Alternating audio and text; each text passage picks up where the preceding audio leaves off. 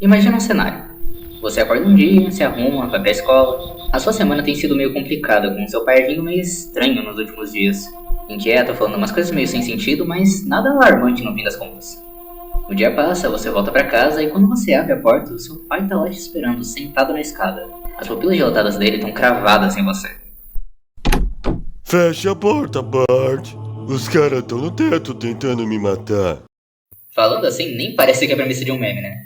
O meme do Homer noiado vem subindo muito em popularidade nos últimos dias. E com centenas de variações na sua fórmula, até mesmo com formato gêmeo, onde o problema deixa de ser o Bart e passa a ser um pesadelo que ele já teve. Os caras estão no teto. Mas seja pra roubar a maqueta dele, ou seja lá qual foi a intenção desses caras, o Homer virado entorpecente tem tudo que o terror e a comédia mais gostam de encontrar. Coisas que inclusive são muito aplicadas em muitas coisas que você vê aqui na internet. E o melhor disso tudo é que esses são conceitos feitos para serem invisíveis. Oi pessoas, eu me chamo Saifa e eu analiso todo tipo de coisa por aqui. Mesmo que já faça um tempinho que eu não apareço nesse formato.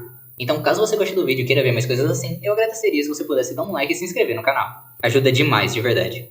A premissa do meme é basicamente isso que eu fiz no começo do vídeo. O Bart volta pra casa e encontra o pai com as pupilas extremamente dilatadas. Questiona o porquê dele tá daquele jeito e o Homer responde só com a frase "Você é meu inimigo".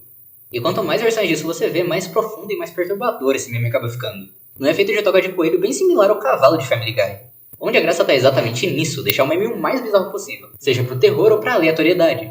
E se você prestar bastante atenção, isso não é o tipo de coisa incomum de se encontrar nem na internet e nem na mídia como um todo. De músicas a séries a filmes, até aquele vídeo esquisito que apareceu às 12h44 da manhã no seu feed na terceira quinta-feira de junho. Usar o terror pra criar comédia ou a comédia pra criar terror é uma prática que sempre registra presença uma hora ou outra no entretenimento. Mas mesmo com uma popularidade tão grande, essa fórmula raramente funciona fora dos casos que eu citei. O que esses dois formatos fizeram pra dar tão certo enquanto a maioria de Hollywood continua tentando e caindo de cara no chão, é o que eu vim analisar hoje. Bora lá? Pra poder responder essa questão, a gente precisa primeiro entender o que une o terror à comédia. Assim como amor e ódio, diferente do que a maioria das pessoas pensam, esses não são conceitos opostos. Mas na verdade, por compartilharem a mesma estrutura básica, eles são conceitos complementares.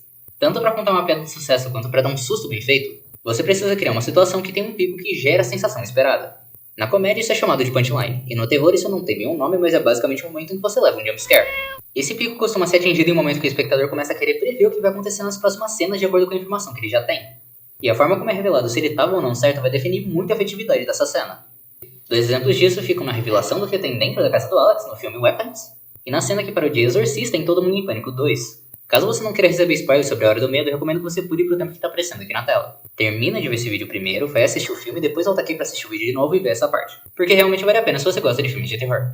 Até aquele momento a história criou vários mistérios baseados em visões, pesadelos e desaparecimento das crianças. Então quando o filme decide levantar a questão de o que tem dentro daquela casa enorme, você é induzido a pensar o lógico, que as crianças estão lá.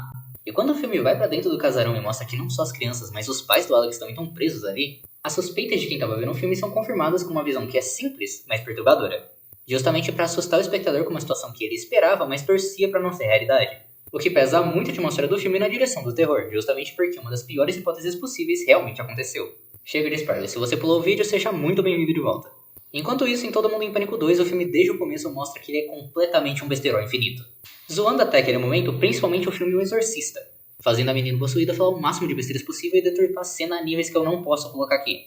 Quando ela diz que a mãe do padre tá ali e pergunta se ele queria dar um recado pra ela, você espera que isso seja uma piada que vai cair em cima da garota possuída de novo. Ou então que ela só vai fingir incorporar e começar a xingar o padre. Mas o filme subverte fazendo dessa situação a mais literal possível. E o padre realmente pede pra mãe sair de lá porque ele tá no meio do trabalho e ela não pode estar na cama da possuída. Muito bem viva, diga-se de passagem. Essa cena te pega desprevenido por te induzir a pensar que todas as piadas sempre vão cair em cima da garota ou do padre.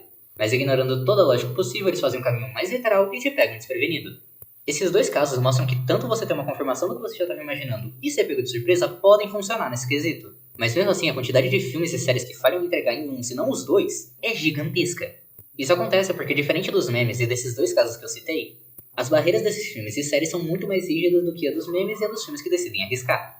Uma das maiores vantagens das paródias e do conteúdo feito aqui na internet é que eles têm uma barreira muito mais flexível do que eles podem ou não fazer. Paródias, por natureza, não se levam a sério e são o mais caricatas do possível. Então fazer uma série de piadas à custa do mesmo personagem ou criar uma situação muito desconfortável são coisas que são mais permitidas para esse tipo de filme. Já que no fim das contas é tudo extrapolação feito para chocar. Weapons ainda se arriscou bastante, apesar de ainda estar dentro do que é esperado de um filme de terror. Já que lidar com tópicos como sequestro infantil e manipulação são coisas que, se não forem bem feitas, vão acabar acarretando em cenas de muito mau gosto. E muito facilmente bombar o filme de uma vez. Já a internet é um caso especial. A Kitty não é mais terra de ninguém já faz um bom tempo. Mas as limitações entre o que é humor e o que é de mau gosto ainda variam bastante até hoje. E muito conteúdo aqui não precisa se preocupar com a opinião de patrocinadores para poder ser produzido, o que permite uma diversidade e intensidade muito maiores na hora de criar um cenário com uma tensão humorística ou de terror. Tá, agora a gente vai voltar pros memes. O charme dos dois memes, Você é Meu Inimigo e O Cavalo, é a mistura dessas duas tensões complementares em um formato muito mais rápido e dinâmico. Quando você vê um desses passando pelo seu feed, você não tem como antecipar se ele vai ser assustador, normal ou se vai ser o zóio. Pode ser tanto uma piada comum quanto uma versão bizarra do vídeo que vai te deixar perturbado. O que sozinho já faz o trabalho de criar tensão pros dois lados antes mesmo de você ver o meme. E muitas vezes você mesmo se engana com a possibilidade de ser alguma coisa engraçadinha. Até aparecer uma mensagem ambígua que vai colocar os seus neurônios a todo vapor pensando o que caralhos vai acontecer daqui pra frente. Expectativa é essa que permite que esse formato mais direcionado ao terror consiga prosperar e fazer tanto sucesso quanto faz. Já que você já parou pra pensar o porquê que coisas de terror costumam ser tão mais duradouras do que a maioria da comédia? É justamente por isso, essa simples diferença que separa o bizarro do engraçado. Eu comentei agora sobre o que une esses dois conceitos, mas o que diferencia eles é a parte mais interessante. Porque o terror tem uma vantagem significativa na frente da comédia não só por não se deteriorar com o tempo, mas também por se alimentar do mistério. Na comédia, para que uma punchline consiga funcionar, é muito importante que todo mundo consiga entender essa punchline com clareza. Por isso existe a frase comédia subjetiva. Uma pessoa pode simplesmente não entender ou não enxergar o humor em uma coisa que outra pessoa acha o ápice da comédia. E se uma piada precisa de ajuda externa para poder ser entendida, então toda a estrutura dela cai. O que afeta muito negativamente o tempo de vida de uma piada. Como uma piada precisa ser entendida por completo para poder ter graça, a quantidade de vezes que ela pode ser repetida antes de cansar é muito pequena. Já que a partir do momento que o seu cérebro escuta essa punchline vezes o bastante, ele passa a se acostumar a esperar exatamente a mesma quebra de tensão que você vai receber na piada. Por isso, piadas recorrentes precisam ter algum tipo de criatividade ou serem extremamente esporádicas para poderem funcionar. Uma coisa com a qual o terror não sofre, porque ele nunca vai te dar todas as informações que você precisa. O terror jamais permite que o espectador entenda exatamente o que está acontecendo. Já que assim como a comédia, o terror também é subjetivo. E fobias são o maior exemplo disso. Já que enquanto para uma pessoa comum um pato pode ser só um bicho aleatório, para alguém que sofre com a natidafobia, isso pode ser a visão do seu pior pesadelo. E como os nossos cérebros são programados para sempre imaginar o pior caso possível pela nossa proteção, por mais que eu tenha as minhas dúvidas sobre o quanto para mim a proteção é me deixar com o coração disparado toda vez que eu tropeço na rua, no terror tem o luxo de até ser preferível que você deixe seu público no escuro. Justamente para estimular essa ansiedade de não saber o que está acontecendo e nem qual é a extensão da situação. Numa tensão constante e muito propensa para o susto. Isso não é para dizer que o terror é superior à comédia de alguma forma, longe disso.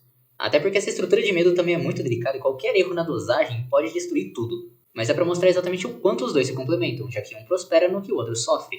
E até por isso eles funcionam tão bem juntos. Um dos melhores artifícios que os dois têm é a simbiose que eles representam um pro outro. O tom da cena pode muito bem fingir que é alguma coisa cômica, mas melhor ainda, ele pode criar uma cena cômica e nem se dá o trabalho de fingir que ela realmente é cômica. De uma forma ou outra, com música, jogos de câmera e vários outros artifícios para mostrar que tem alguma coisa errada nessa situação. Como se tivesse alguém guardando um segredo ou tivesse alguém observando a situação. O que te induz a criar uma imagem mental de todas as coisas possíveis que podem estar erradas nessa situação, só para girar a chave numa fração de segundo e estourar a tensão, concretizando a imagem mental que você estava criando. Um ótimo exemplo disso eu tenho em Premonição 6, Laços de Sangue, quando Eric se vangloria por ter vencido a morte e fica ridicularizando a protagonista enquanto a sua irmã é morta no fundo da cena de uma das formas mais agoniantes que eu já vi. E quando a comédia toma o palco, os papéis se invertem. Em uma cena que à primeira vista devia realmente ser ameaçadora, passa a ser quebrada em pequenos pontinhos de entendimento e comédia, revelando cada vez mais sobre a situação e tirando todo o mistério que o medo precisa para poder prosperar. E agora que todo mundo tem pleno conhecimento do que está acontecendo, eles podem finalmente brincar e zoar sobre a situação, o que traz o ar de novidade e compreensão necessários para uma piada bem feita. Esse segundo é um pouco mais difícil de encontrar exemplos práticos na mídia. Só o que eu consegui pensar e encontrar a respeito foi uma das cenas finais de It a Coisa 2, quando o Clube dos Perdedores finalmente derrota o Pennywise xingando ele até a morte. O que tá mais para um exemplo de como uma cena impactante tem base frágil, já que eles miraram em um fim catártico e acertaram no fim ridículo. Na real, pensando agora, isso até que é um bom exemplo de comédia. Sair de uma cena assustadora pra uma cena que me faz querer rir. Mas era isso ou aquela cena do zumbi, múmia, sei lá o que era em Todo Mundo em Pânico 2? No fim das contas, o que faz o formato do meme funcionar de verdade é esse primeiro caso, que é a expectativa de um meme normal sobre a subverter e te mostrar uma imagem perturbadora.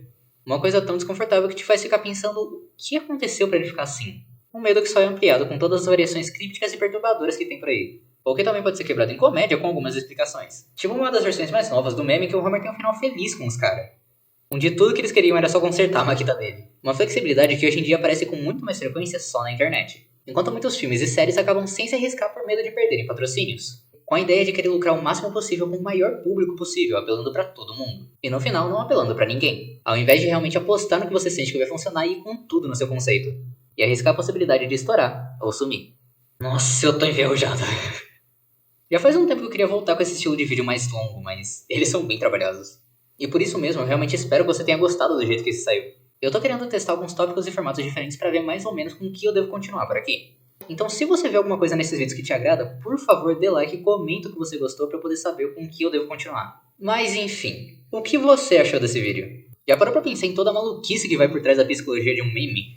Comenta aí. O YouTube agora tá te recomendando 2 vídeos que ele acha que você pode gostar, e eu pessoalmente acho que você devia confiar na opinião dele. Então dá uma chance e passa mais um tempinho por aqui. Não se esqueça de dar like, se inscrever e compartilhar, que ajuda demais no canal. E no mais, eu espero poder te ver de novo logo, e não se perde por aí. Tchau!